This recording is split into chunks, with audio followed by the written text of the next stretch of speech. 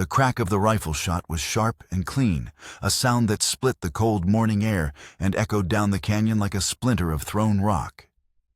It was followed by another, then a panicked volley. Gunshots. Close. Too close. Jonas Rice froze his hand tight around the handle of his axe. He was mending the southern fence line where a winter windstorm had snapped a corner post, a simple task for a quiet day. But there was nothing simple about the sound of gunfire on the ridge trail. He stood motionless, head cocked, listening past the rush of blood in his ears. The wind whispered through the skeletal juniper trees, carrying the scent of pine and cold dust, and now the faint, acrid smell of gunpowder. He moved without thinking, his body remembering rhythms from a lifetime ago. He dropped the axe and sprinted back toward the cabin, his left leg protesting with a familiar searing ache.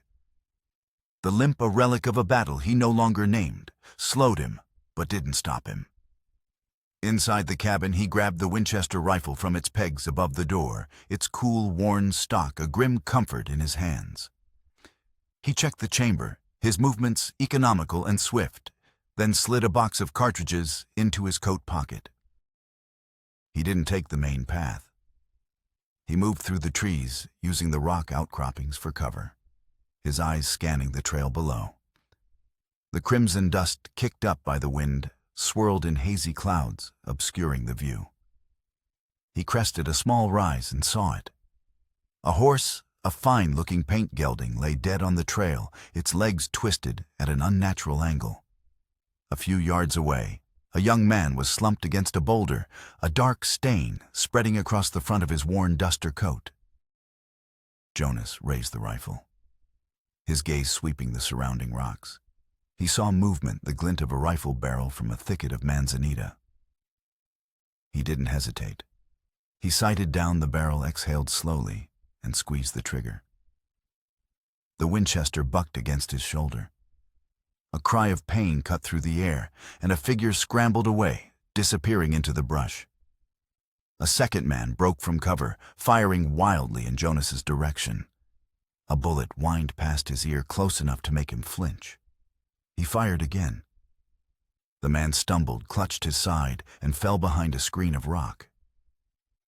The silence that followed was heavier than before, broken only by the low moan of the wounded man on the trail. He waited a full minute, listening. Nothing. The attackers were gone, likely spooked by a fight they hadn't anticipated. He moved down the slope, his rifle still ready, his steps cautious. He reached the young man, whose face was pale and beaded with sweat, his breathing shallow and ragged. He was just a boy, really no older than 20, with wide, frightened eyes. "You're bleeding," Jonas said, his voice a low, gravelly rumble. It was a stupid thing to say, an observation of the obvious, but it was all that came. The boy coughed, a wet, rattling sound. They came out of nowhere. He grimaced, his hand pressing against the wound in his gut. Postwriter. Carter Blake. Jonas knelt, his wartime instincts taking over. He tore open the boy's coat. The wound was bad, but maybe not fatal if he could stop the bleeding. "Hold still," he commanded, pressing a strip of cloth from his own shirt against the wound. Carter cried out, his body arching in pain. As Jonas worked, Carter's other hand fumbled inside his coat, pulling out a worn leather satchel. He pushed it toward Jonas, his fingers trembling. This is for you. Jonas Reich." Jonas paused, his eyes narrowing. "That's me." Had to deliver it, no matter what. Carter rasped, his voice fading. "Sheriff said, you ought to get what's yours." Jonas took the satchel. Inside there was a single folded envelope. He pulled it out. It was a legal notice, crisp and official, marked with the courthouse seal from Flagstaff. A notice of forfeiture. His hands, thick and calloused from a decade of labor, felt clumsy holding the delicate paper. The words swam before his eyes. Failure to file for renewal. Ownership subject to competing claim. property to be seized by the territory. A cold dread sharper than the winter air settled in his chest. This land wasn't just 20 acres of unforgiving rock and dust. It was the last piece of her. A brief searing memory flashed through his mind. Eliza, his wife, standing on this very ridge 10 years ago, her face alight with a hope he hadn't seen since before the war. Her hand was in his, her voice full of dreams. "It's our kingdom, Jonas," she had said, her laughter like wind chimes in the clear air. A place to be still. A place to build. They had built. And then he had buried her and their son Micah behind the barn, their kingdom shrinking to 2 small patches of earth, marked by simple wooden crosses. This notice wasn't just a bureaucratic threat. It was a desecration. He looked from the paper to the ambush, and a sickening certainty clicked into place. This wasn't a random robbery. This was a message. They weren't just after the mail. They were after him. "We need to get you to my cabin." Jonas set his voice hard. He tore another strip from his shirt to create a pressure bandage. He helped Carter to his feet, draping the boy's arm over his shoulders. The young rider was limp, barely conscious. The walk back was a brutal, agonizing ordeal. Carter's dead weight, combined with Jonas's own bad leg, made every step a battle against gravity and pain. He kicked the cabin door open and gently laid Carter on his own bed, the one Eliza had slept in. The boy was shivering, his skin clammy. Jonas worked with a grim, focused efficiency. He stoked the fire until it roared, heating water in a kettle on the cast-iron stove. He found his tin box of medical supplies, scraps of linen, a needle and thread, and a bottle of whiskey he kept for cleaning wounds, not for drinking. He worked in the flickering firelight, the only sound the hiss of the wind outside and Carter's labored breathing. He cleaned the wound, stitched the torn flesh with clumsy but effective sutures, and poured whiskey over the stitches. Carter screamed a thin, raw sound that was quickly swallowed by the cabin's heavy silence. Jonas wrapped the wound tightly with clean linen, then covered the boy with every blanket he owned. With Carter stabilized for the moment, Jonas sank into a chair by the fire, the forfeiture notice clenched in his fist. He was 39 years old, but in that moment, he felt ancient, the weight of his past pressing down on him. His wife and son were gone, taken by a fever 5 winters ago. Since then, he had cultivated a quiet, empty existence, living by a simple code fix: what's broken, tend to what grows, and expect nothing. He didn't go to town, he didn't seek company. He had walled himself off, not just from people, but from feeling. Now that wall was cracking. Someone wanted his land. Someone was willing to kill for it. And in doing so, they had trespassed not just on his property, but on the sacred ground of his memory. He looked at the sleeping form of the young man in his bed, a stranger who had nearly died to deliver this threat to his doorstep. Jonas Reich hadn't fought for anything in a long time. He had survived, but he had not fought. He unfolded the notice again, his jaw tightening. That was about to change. The following days were a blur of tense, watchful waiting. Carter Blake drifted in and out of consciousness, his fever spiking and breaking in terrifying waves.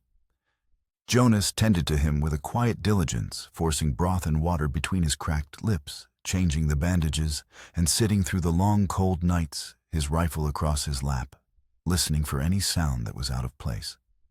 The silence of the ridge was no longer peaceful. It was heavy with threat. On the 3rd day, Jonas ventured out to check his perimeter, his movements a careful, deliberate sweep of the land. He circled the cabin, his eyes tracing the tree line, searching for broken twigs, fresh tracks, anything to suggest he was being watched. He found nothing, but the feeling of being hunted lingered like a ghost in the air. It was on his way back near the southern fence line, where he'd first heard the gunshots, that he saw it. Not a track, but a shape low in the brush, almost lost in the frost-dusted landscape. At first glance, it looked like a discarded blanket, but a sliver of dark hair, and the unnatural curve of a shoulder told him otherwise. His body went still, every nerve ending on high alert. This was too close to the ambush site to be a coincidence. He approached slowly, his Winchester held at the ready. He circled the shape until he could see a face. It was a woman Apache by her features, young, maybe mid-20s. Her face was a mask of bruises and grime, her long black hair matted with dirt and dried blood. She was unconscious, her breathing so shallow, it was almost imperceptible. In her hand, crusted with blood, she clutched a bone-handled knife. Jonas crouched, his mind racing. Was she with the men who attacked Carter, a scout, a victim? He saw the torn fabric of her dress, the defensive cuts on her arms, the sharp outline of her ribs beneath her skin. This was not an attacker. This was a survivor. He had a choice. He could leave her. No one would know. Bringing an Apache woman into his home, especially now, was a risk he couldn't afford. It would draw questions, suspicion. The townsfolk were already wary of him. This would turn them hostile. And with an unknown enemy already targeting him, bringing in another unknown was pure foolishness. But he looked at the fierce, desperate grip she still had on that knife, even in unconsciousness. She hadn't given up. He knew that kind of resilience. It was a language he understood better than words. With a sigh that turned to a white plume in the cold air, he gently pried the knife from her fingers, laying it on the ground beside her. Then he lifted her into his arms. She was lighter than she should have been, a fragile weight against his chest. Back at the cabin, he laid her on a cot he'd set up near the fire, a stark contrast to the wounded post rider in his bed. He had one patient already. Now he had two. He cleaned her wounds with the same methodical care, his hands gentle as he stitched a deep gash along her ribs. She flinched, but didn't wake. He placed her knife on a small table beside the cot within her reach. It was a gesture of trust, or perhaps a test. For the next 2 days, the cabin became a makeshift infirmary. Jonas moved between Carter and the woman, boiling water, changing bandages, and keeping the fire alive. He barely slept, sustained by black coffee and a grim sense of duty. The forfeiture notice sat on the mantelpiece, a constant, silent reminder of the storm that was gathering just beyond his door. The woman woke before dawn on the 3rd day. Jonas heard the rustle of the blanket and opened his eyes. She was sitting up, her gaze fixed on the knife beside her. Her eyes, dark and intelligent, flicked to him, watchful and sharp. There was no fear in them, only a cold, assessing clarity. "You're in my cabin," Jonas said, his voice low. "Found you by the canyon." She didn't speak, her gaze dropping to the bandage on her ribs. "You were bleeding," he added. "Did what I could." He stood slowly, his joints aching from exhaustion, and poured hot water into a tin cup. He set it on the table with a piece of stale bread. "You need to eat." He moved to the far side of the room and began sharpening his axe, giving her space, letting her make the first move. He heard the faint clink of the tin cup. She was drinking. A small knot of tension in his chest eased. Later that morning, Carter woke up, his fever finally broken. His eyes were lucid for the first time. "Where?" He started trying to sit up. "Easy," Jonas said, pushing him gently back down. "You're safe. For now." Carter's eyes fell on the woman sitting quietly on her cot, and his face paled. "Who's she?" "Found her near where they shot you. She was hurt bad." "Was she with them?" "No," Jonas said with a certainty that surprised even himself. "She wasn't with them." Over the next week, a fragile routine formed within the cabin's walls. Carter healed slowly, his youthful constitution winning out. He talked in nervous bursts, mostly about his route, his family back in Prescott, and his admiration for the sheriff in the nearby town of Bisbee, a man named Elias Thorne. Sheriff Thorne Carter said one afternoon he warned me about this territory. Said there are men moving in, buying up land, pushing people out. Said they're led by a man who nurses an old grudge like it's a newborn babe. Jonas listened, his expression unreadable. Did he give this man a name? Carter shook his head. No, sir. Just said he was smart, ruthless, and that he uses men who move like soldiers. The words sent a chill down Jonas's spine. Men who move like soldiers. He remembered the professional way the ambushers had used cover the controlled volley of their shots. It was a detail he hadn't let himself dwell on, a ghost from a past he tried to keep buried. The woman who eventually gave her name as Tala remained a quiet, observant presence. She began to move around the cabin, her actions slow but deliberate. She swept the floor, mended tears in Jonas's shirts, and cooked simple meals of corn mush and beans, all without being asked. She spoke little, but her eyes missed nothing. She watched Jonas as he reinforced the cabin door and boarded up a small back window. She watched him clean his rifle each night. And she watched Carter, a silent empathy in her gaze. A strange, unspoken alliance formed between the three of them, a trio of survivors bound by circumstance. Jonas felt a protectiveness for them that was both unfamiliar and unsettling. They were a complication, a vulnerability, but they were also a reason. The fight for his land was no longer an abstract defense of memory. It was a concrete battle for the safety of the people under his roof. One evening, as a storm raged outside, rattling the shutters and sending gusts of wind down the chimney, Tala spoke. "They will come back for you," she said, her voice barely a whisper above the howl of the wind. She wasn't looking at him, but at the flames in the hearth. "I know," Jonas replied. "You have a plan." He looked at the forfeiture notice on the mantel. The deadline was spring. I have to go to Flagstaff, file the renewal. They will be waiting on the road. Then we'll take a different road. He paused and then looked directly at her. "You can stay here. You'd be safe enough until I get back." Tala met his gaze, her dark eyes unwavering. "You found me half dead in the snow. You cleaned my wounds and left me my knife. You gave me shelter. My safety is with you now." She looked over at Carter, who was asleep in the bed. "Our safety." Jonas nodded slowly. The word "our" hung in the air, solid and real. He was no longer a man alone on a ridge. He was a man with a charge to keep. The journey to Flagstaff was no longer just a legal necessity. It was the first move in a war he hadn't started, but one he intended to finish. The plan was simple, born of necessity and a soldier's pragmatism. They would wait for Carter to regain enough strength to ride. Then he would head south to Bisbee to alert Sheriff Thorne. Jonas and Tala would ride north to Flagstaff, taking the high mountain trails that were treacherous but less traveled. They would move fast, travel light, and trust no one. The week before they left the cabin was a hive of quiet activity.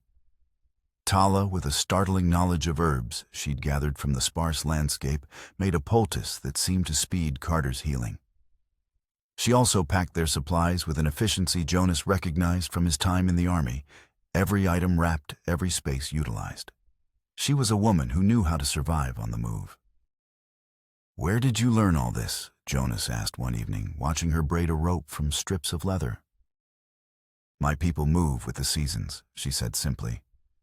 "To stay still is to die." She looked up at him, her expression serious. "But you chose to stay still." "I had a reason," he said, his voice quiet. "And now you have a reason to move." The night before Carter was set to leave, Jonas had a nightmare. It was the same one that had plagued him for years, a chaotic collage of smoke, fire, and the screams of men. He was back at Cold Harbor, pinned down the air, thick with gunpowder and death.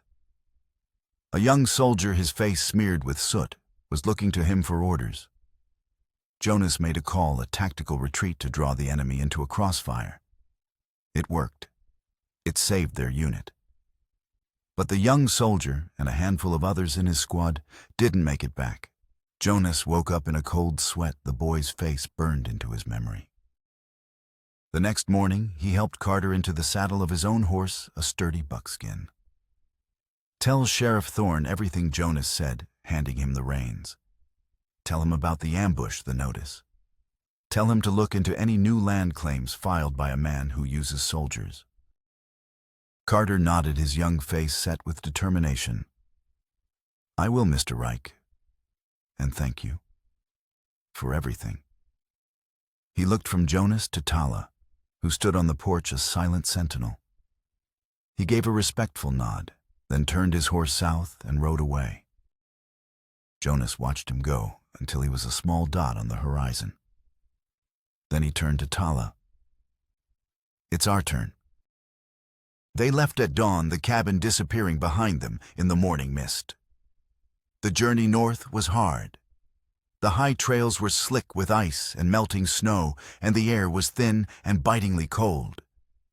They rode in silence, communicating with hand signals and shared glances. Jonas led the way, his Winchester resting across his saddle, his eyes constantly scanning the terrain. Tala rode the mule, her back straight, her gaze just as watchful. They discovered they moved well together, their quiet rhythm born of a shared understanding of danger. When they made camp at night, they chose defensible positions, building small smokeless fires in the shelter of rock overhangs. They ate their sparse meals of jerky and hardtack, their backs against each other for warmth and security. During those long, cold nights, the silence between them began to thaw. They spoke of their pasts in fragmented pieces. Jonas told her about Eliza and Micah, his voice thick with a grief he hadn't shared with anyone. Tala spoke of her family scattered and lost after a raid on their winter camp. She didn't offer details of her own ordeal, but Jonas saw the pain flicker in her eyes, a shadow of the cruelty she had endured. He didn't press. He understood that some wounds were too deep to be exposed to the open air. One night, huddled by a fire, she touched the long, faded scar on his left leg. "The war?" she asked. He nodded. "Does it still hurt?" "Only when I forget it's there," he said. He looked at the old scars on her arms. "And you?" "They remind me that I am still here," she said, her voice soft but unyielding. They were 100 miles from home, deep in the Coconino National Forest, when they realized they were being followed.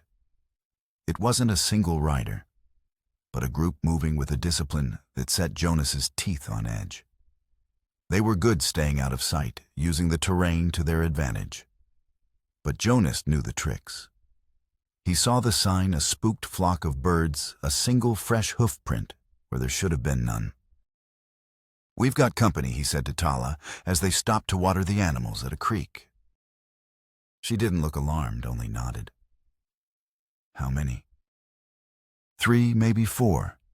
They're hanging back waiting for us to make a mistake." "Then we will not make one." They pushed on, their pace quickening. They abandoned the trail and cut through a dense, trackless forest of ponderosa pine. That night, they made a cold camp, foregoing a fire. As they lay in the darkness, wrapped in their bedrolls, the silence was broken by the distant snap of a twig. Jonas was on his feet in an instant, rifle in hand. Tala was beside him, her bone-handled knife gleaming in the moonlight. They stood back to back, listening as the faint sounds of pursuit grew closer. They were being boxed in. "This way," Jonas whispered, grabbing her hand. He led her through the darkness to a narrow ravine he had spotted earlier. They scrambled down the steep rocky incline, the horses slipping and sliding behind them. At the bottom, they found a small cave, barely a hollow in the rock face, concealed by a thick curtain of winter ivy. They tethered the horses deep inside and settled in to wait. Hours passed. The sounds of the hunters combing the woods above them grew louder, then faded as they moved past. By dawn, the forest was quiet again. They had given their pursuers the slip, but it was a temporary victory. They knew they were being hunted by a determined and skilled enemy. The close call changed something between them. The shared danger had forged a bond deeper than words. That evening, as they finally risked a small fire in a secluded canyon, Jonas found himself watching her as she stitched a tear in his coat. He watched the way the firelight caught the high planes of her face, the quiet strength in her hands. He felt a stirring of emotion he had thought long dead, and buried a protective instinct that went beyond mere duty. He reached out and gently touched her cheek. She didn't flinch. She leaned into his touch, her eyes closing for a brief moment. In that simple gesture, an entire conversation passed between them, one of shared pain, mutual respect, and a nascent, fragile hope. They were no longer just allies. They were partners. Flagstaff was a bustling, chaotic town, a jarring contrast to the silence of the wilderness. The streets were thick with mud, crowded with miners, loggers, and merchants. Jonas felt exposed, his senses overwhelmed. He tied the horses in front of the courthouse, a simple wooden building with a faded American flag hanging limply from a pole. "Stay here," he told Tala, his hand resting briefly on her shoulder. "Keep watch." She nodded, her hand instinctively going to the knife at her belt. Inside the courthouse smelled of stale paper and desperation. The clerk was a wiry man with ink-stained fingers and tired eyes. Jonas presented the forfeiture notice and his original deed. A renewal for Jonas Reich, the clerk set his voice flat. He pulled a heavy ledger from a shelf and began flipping through the pages. He ran his finger down a column and then stopped. Here's the problem. There's a competing claim on your parcel, filed 2 months ago. A competing claim? By who? Jonas asked, his voice dangerously low. The clerk squinted at the ledger. Filed by the Verde Land and Mining Company. The signatory on the claim is a Mr. S. Kane. The name hit Jonas like a physical blow. S. Kane. Silas Kane. A name he hadn't heard in 15 years, a name from a lifetime ago. A name that belonged to the quiet, intense corporal who had served under him at Cold Harbor. The same corporal whose younger brother had been one of the men lost in the tactical retreat Jonas had ordered. Suddenly, it all made sense. The military precision of the ambush, the relentless pursuit, the personal nature of the threat. This wasn't about land. This was about revenge. A cold, patient, and deeply personal vendetta. "Mr. Reich," the clerk asked, looking up, "is there a problem?" Jonas forced himself to breathe. "No. No problem. File the renewal. And I need to add an addendum. I'm adding my wife to the deed." The clerk's eyebrows shot up. "Your wife?" Jonas turned and motioned for Tala to come inside. She stepped through the door, her presence commanding an immediate, uneasy silence in the room. Her gaze was steady, her posture proud. The clerk stared from Jonas to Tala, his pen hovering over the paper. "You have a certificate?" "No," Jonas said, his tone leaving no room for argument. "Her name is Tala Reich. Record it." The clerk, flustered but unwilling to challenge the cold fury in Jonas's eyes, dipped his pen in the inkwell and wrote. They left the courthouse and walked in a heavy silence to the general store. The knowledge of his enemy's identity had settled in Jonas's gut like a block of ice. Silas Kane wasn't just a nameless threat anymore. He was a ghost from his past, a man with a face and a reason. A reason Jonas had inadvertently given him on a bloody battlefield half a country away. While Jonas bought cartridges and supplies, Tala looked at a bolt of soft flannel cloth. She ran her hand over it, her expression unreadable. Later, as they rode out of town, she was unusually quiet. They made camp a few miles out, and as the sun began to set, casting long shadows across the land, she finally spoke. "I did not bleed this month," she said, her voice soft. Jonas froze his hand halfway to the coffee pot. He turned to look at her. She met his gaze, her hand resting protectively over her stomach. "Are you sure?" he asked, his voice barely a whisper. "My body knows," she said with a quiet certainty. "I am with child." The news coming on the heels of the revelation about Silas Cain was a dizzying blow.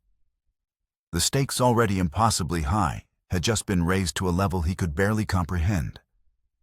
He looked at Tala, at the fierce determination in her eyes, at the subtle new softness in her face. This was no longer a fight for his past. It was a fight for their future, a future that now included a life that was a part of both of them. He went to her, knelt before her, and placed his hand over hers on her stomach. He could feel the warmth of her skin, the steady beat of her pulse. In that moment, the weight of his guilt over the past, the fear of the man hunting them, all of it, seemed to fade, replaced by a fierce primal resolve. "He will not touch you." Jonas vowed, his voice thick with emotion. "Either of you. I swear it." The journey back was a desperate race against time. They knew Silas would not be far behind. They pushed the horses hard, taking risks they had avoided on the way up, fording swollen creeks and navigating treacherous landslide-prone slopes. Jonas's mind was a whirlwind of tactical calculations. He was no longer just a farmer. He was a commander again, planning a defense, anticipating his enemy's moves. They were 2 days from the cabin when the attack came. It was dusk. They were moving through a narrow canyon, the walls rising up on either side of them.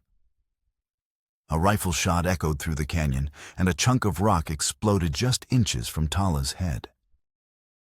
"Get down!" Jonas yelled, pulling her from the mule and shoving her behind a cluster of boulders.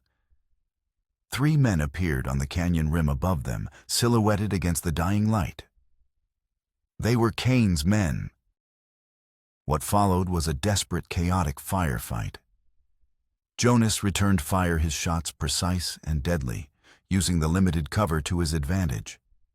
He was outmanned, outgunned, but he was on his own ground, fighting with a ferocity he hadn't known he still possessed. Beside him, Tala was not idle. She reloaded his spare rifle, her hands steady, her movements quick and efficient, calling out the positions of the attackers. One of the men on the rim made a mistake, exposing himself for a second too long. Jonas's rifle cracked, and the man fell. The other 2, realizing their tactical advantage was gone, retreated into the darkness. They waited, hearts pounding, but the attack was over. They had survived, but they were shaken. That night they didn't sleep. They sat with their backs to the rock rifles in their laps and waited for the dawn. The fear was a palpable thing between them, but so was their resolve. They had fought together, protected each other. They were a single unit, a family forged in fire. As the first light of dawn broke over the horizon, Jonas looked at Tala. Her face was smudged with dirt and gunpowder, but her eyes shone with a fierce light. He knew with an absolute certainty that he loved her. It was a love that had grown not in the quiet comfort of peace, but in the crucible of shared adversity. It was hard-won, and it was unbreakable. "We're going home," he said. And for the first time, the word felt completely true. They returned to the cabin under the bruised purple sky of an approaching storm. The air was thick and heavy, charged with an oppressive stillness that mirrored the tension in Jonas's soul. The wind had begun to rise, whistling a mournful tune through the pines. As they crested the final ridge, Jonas saw it. A single lantern glowing like a malevolent eye in the window of his cabin. They weren't just being followed. They had been outmaneuvered. Silas Kane was waiting for them. Inside, Jonas set his voice a low growl. He's inside. Tala's hand went to her knife. We cannot let him hold the high ground. He already does, Jonas countered, his mind racing through tactical possibilities. But he doesn't know what we know. He looked at her, at the unborn child she carried. He thinks he's cornered a broken man. He doesn't know I have something to fight for. They tethered the horses in a thicket and approached the cabin on foot, using the growing darkness and the rising storm as cover. The first drops of rain began to fall cold and fat, splattering against the dusty ground. A low rumble of thunder echoed in the distance. The plan was desperate. Jonas would draw their fire from the front, creating a diversion, while Tala, using her knowledge of the terrain and her skill at moving unseen, would circle around to the barn. Inside the barn was an old rusted hatch that led to a shallow root cellar, which in turn connected to a narrow, half-collapsed tunnel that emerged just behind the cabin's woodpile. It was a route he had dug years ago as an escape, a paranoid precaution from a time when the ghosts of the war still walked with him every day. He gave her a final lingering look. Be careful. You too, she whispered, her hand briefly touching his. Then she melted into the shadows, becoming one with the stormy night. Jonas took a deep breath, the smell of rain and ozone filling his lungs. He raised his Winchester and fired a single shot into the cabin's doorframe. The response was immediate. Muzzle flashes erupted from the window's bullets, tearing through the air around him. The siege had begun. For the next hour, Jonas played a deadly game of cat and mouse, moving between the boulders and trees that littered the clearing, firing just enough to keep their attention focused on him. The storm broke in its full fury.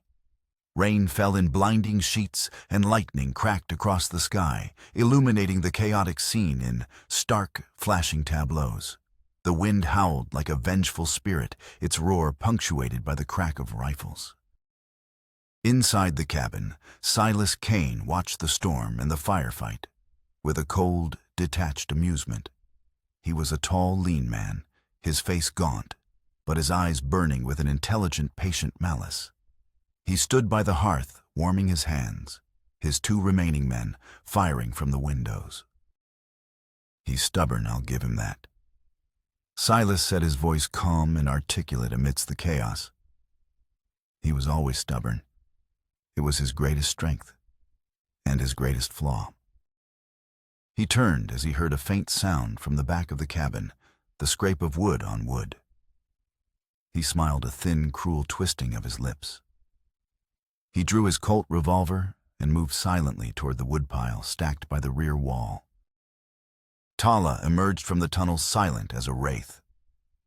She had the element of surprise, but Silas was ready. He stepped from the shadows, the barrel of his Colt aimed squarely at her chest. I was wondering where the squaw had gotten to, he said, his voice laced with contempt. Drop the knife. Tala froze, her eyes wide with shock. The bone-handled knife fell from her hand, clattering on the floorboards. Jonas Silas called out, his voice carrying over the storm. Your fight is over. I have your woman. Come inside or she dies. The shooting outside stopped. A heavy, tense silence fell, broken only by the raging storm. After a moment, the cabin door creaked open. Jonas stood silhouetted in the doorway, his rifle lowered, his hands raised in surrender. Rain dripped from his hat, his face a grim mask of defeat. He stepped inside, his eyes immediately finding Tala. Silas held her in front of him, the cold muzzle of his gun pressed against her temple. Silas, Jonas said, his voice raspy. It's been a long time. Not long enough, Major Reich Silas sneered, using Jonas's old rank like a curse.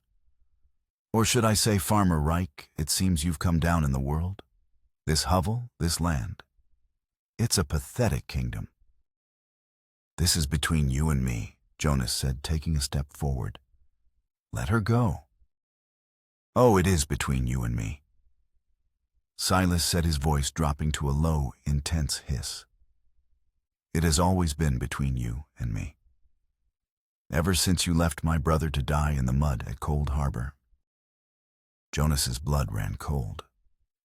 He had expected revenge, but the raw personal hatred in Silas's eyes was more venomous than he could have imagined. It was a tactical decision, Silas. It saved the unit. It saved your unit. Silas roared, his composure finally cracking. My brother Daniel was 17 years old. He worshipped you. He believed in you. And you sacrificed him for what a strategic advantage I spent years looking for you. Not to kill you. That would be too easy. No, I wanted to find what you loved, what you built, and I wanted to tear it all down piece by piece. I wanted you to feel what it's like to have your family destroyed by another man's decision. Lightning flashed, illuminating the hate-contorted face of Silas Kane and the defiant terror in Tala's eyes. First, I was going to take your land. Silas continued, his voice regaining its cold control. Then your woman. And then I was going to leave you here alone in the ashes of your life, just as you left me. In that moment, Jonas saw the path laid out before him. He had carried the guilt of that day for 15 years, a silent, heavy burden. He saw the faces of the men who had died the specter of Daniel Kane. He looked at Tala, her life, and the life of their child hanging in the balance, and he knew he could not let his past destroy their future. His gaze flickered for a fraction of a second to the grandfather clock in the corner of the room, an old ornate piece that had belonged to Eliza's father. Then he looked back at Silas. You're right, Jonas said, his voice filled with a sudden weary resignation. You're right, I made a choice, and your brother paid the price. If you want revenge, take it on me. As he spoke, he subtly shifted his weight. It was a small movement, almost imperceptible. But Tala, who had watched his every move for months, who knew the rhythm of his body better than he did himself, saw it. She understood. Silas smiled, savoring his victory. Oh, I will. Just as Silas's finger tightened on the trigger, the grandfather clock began to chime the hour. The loud, sudden clang startled Kane's men. In that same instant, Jonas dove to the side, grabbing the rifle from the floor. At the same time, Tala stomped down hard on Silas's instep with her heel and drove her elbow back into his ribs.